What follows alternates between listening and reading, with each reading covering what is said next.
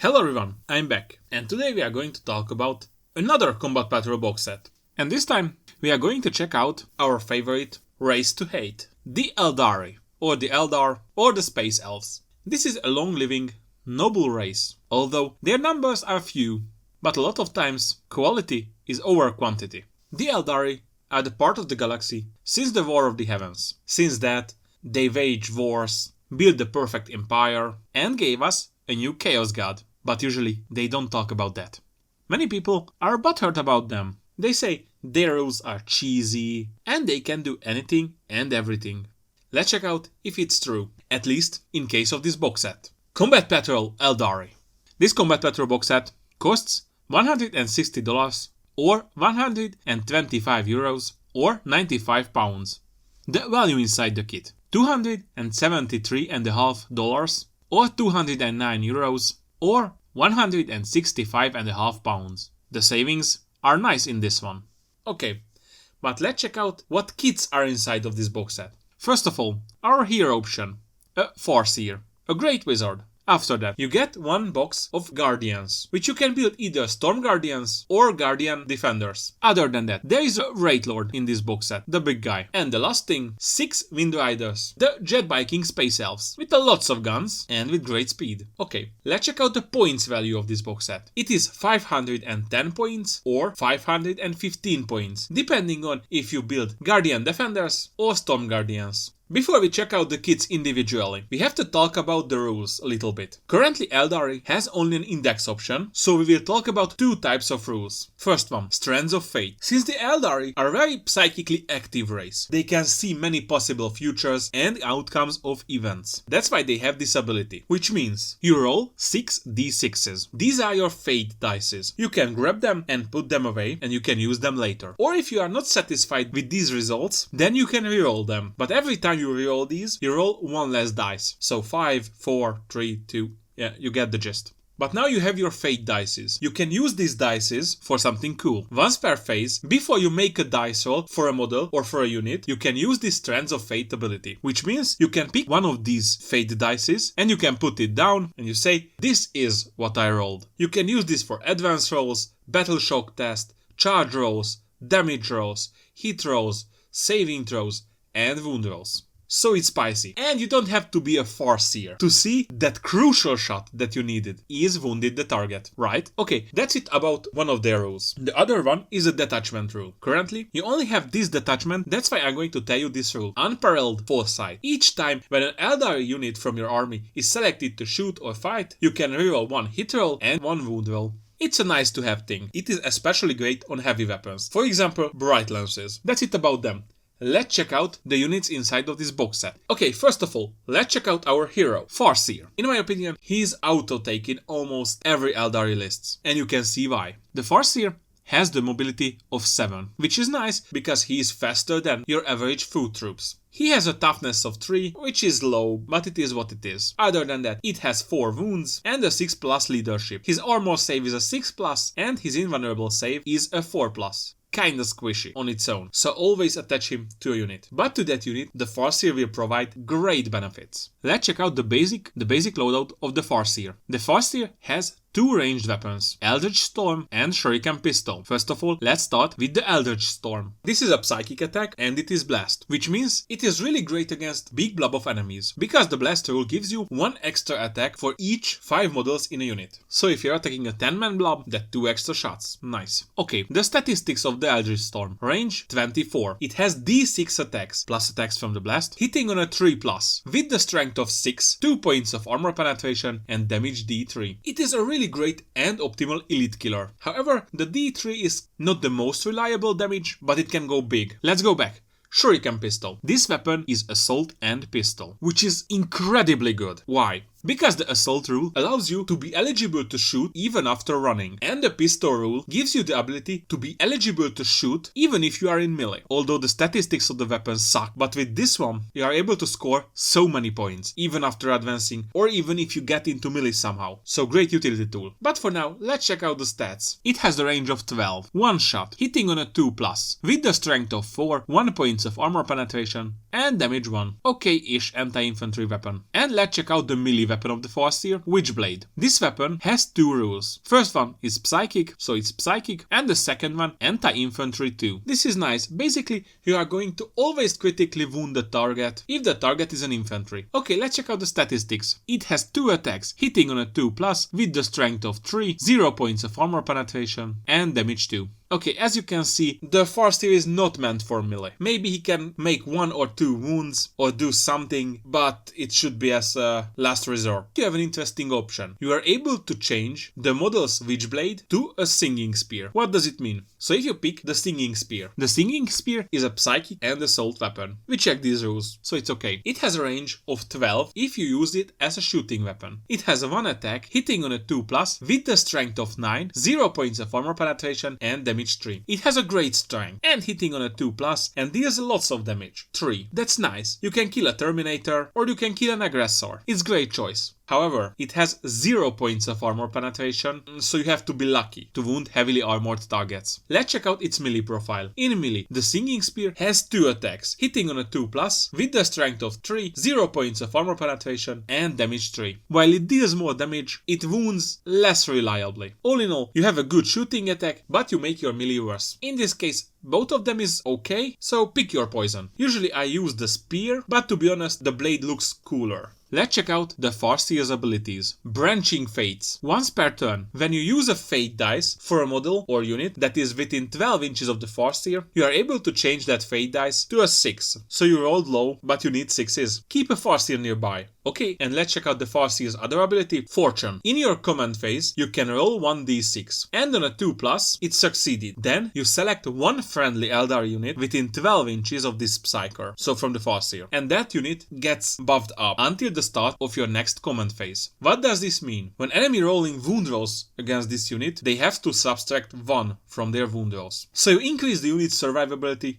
greatly. The setting is only one 4th tier can use this ability. Let's check out the next one. Wind Riders. These are the jet biking guys. They are fast and they are deadly. But let's check out what they can do. As usual, Aeldari are faster than other armies. They have a movement of 14. Other bikers and fast vehicles move around 10 or 12. So it's a nice thing to note. But let's check out their weapons. Ranged weapons. Every model in this unit is equipped with a twin shuriken catapult and close combat weapons. But twin shuriken catapult can be replaced either with a scatter laser or a shuriken cannon on any of your models. So let's check out all the ranged weapons first. Scatter laser. This weapon has the longest range, the range of 36. It has no special rule, however it shoots a lot. 6 shots, hitting on a 3+ with the strength of 5, 0 points of armor penetration and damage 1. 6 shots from each bike with a range of 36 can go a long way. That's it. Lots of shots, great against infantry and good range. Let's check out our other options. Shuriken Cannon. This weapon has the ability of Sustained Hits 1, which means if you roll an unmodified hit roll of 6 or critical hit, you get 1 additional hit. So if you roll a 6, then that's 2 hits. Nice. This weapon has a lower range of 24. It has 3 attacks, hitting on a 3+, but with a strength of 6, 1 points of armor penetration and damage 2.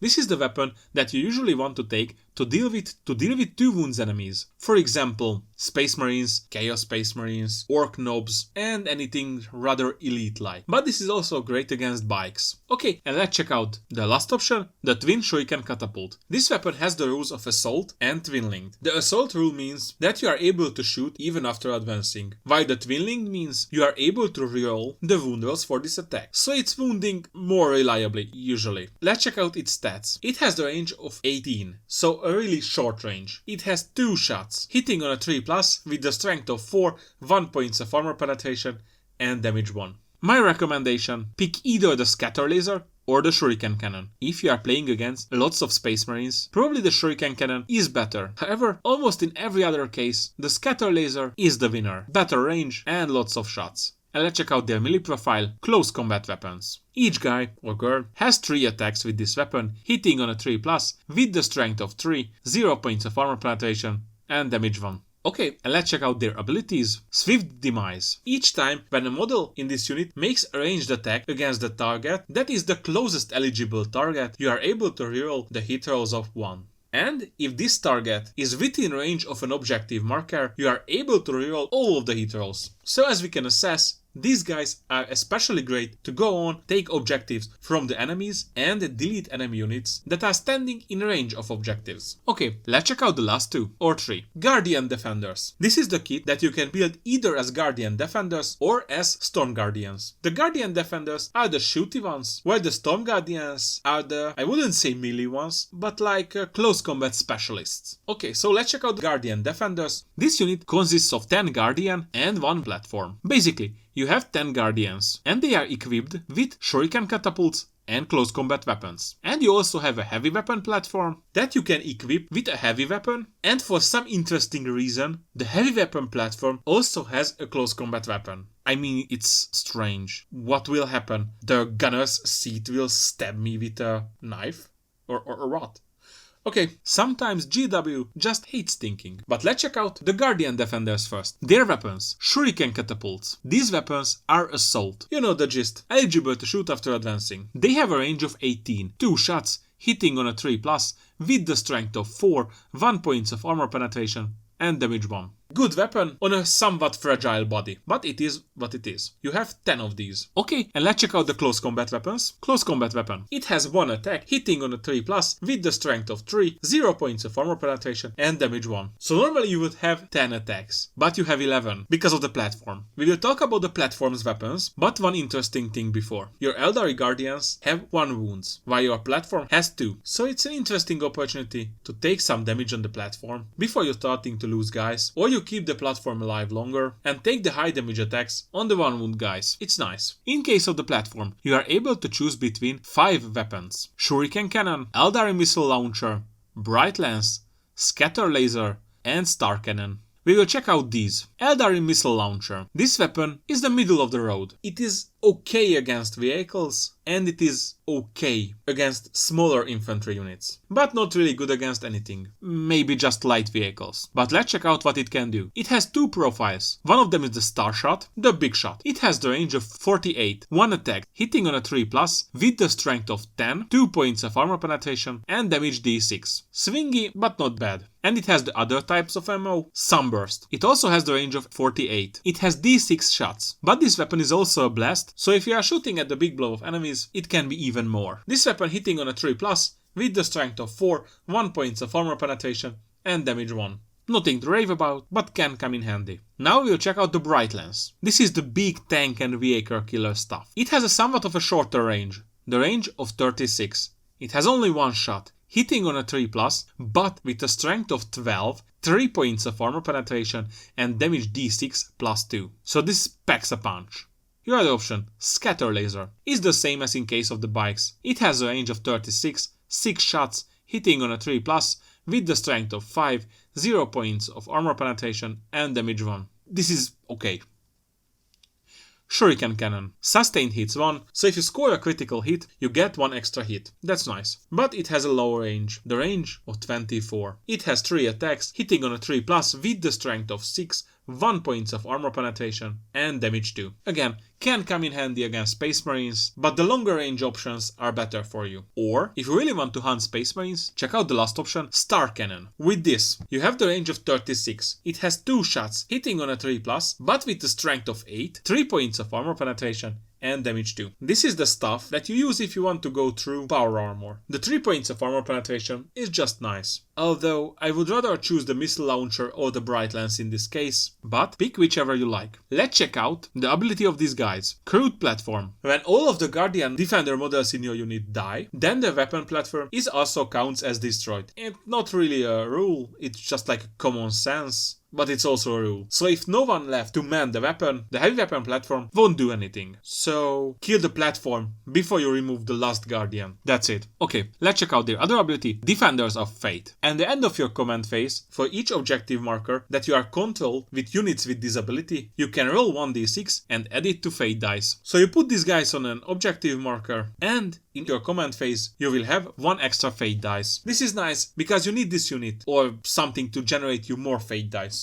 That's it about them. Let's check out the other option that you have. Storm Guardians. Let's check out what they can do. You have 10 Storm Guardians. These guys and girls are equipped with shuriken pistols and guardian combat weapons. And you also have a platform, but in this case it's not a weapon platform, it's a serpent scale platform, which is basically a shield. Although this platform doesn't have a shooting weapon now, but it still has a sword. Yeah, this time it has a sword. Okay, let's check out the basic weapons first. Shuriken pistol. This is a pistol and an assault weapon. It has a range of 12, one shot from each person, hitting on a 3+ with the strength of 4 and 1 points of armor penetration with a damage 1. It's a nice pistol. That's it. Other than that, every model has the guardian combat weapon. So in this case, they have 2 attacks each, hitting on a 3+ with the strength of 3, 0 points of armor penetration and damage 1. Which means that's really nice because this 11 model unit make 22 attacks. Some of that will go through. Okay, but here comes the spicy stuff. Up to 2 Storm Guardian can replace their shuriken pistols with Aeldari flamers. Aeldari flamers are assault weapons that are ignoring the cover and automatically hitting the target. They also have the range of 12, but they have D6 attacks with the strength of 4,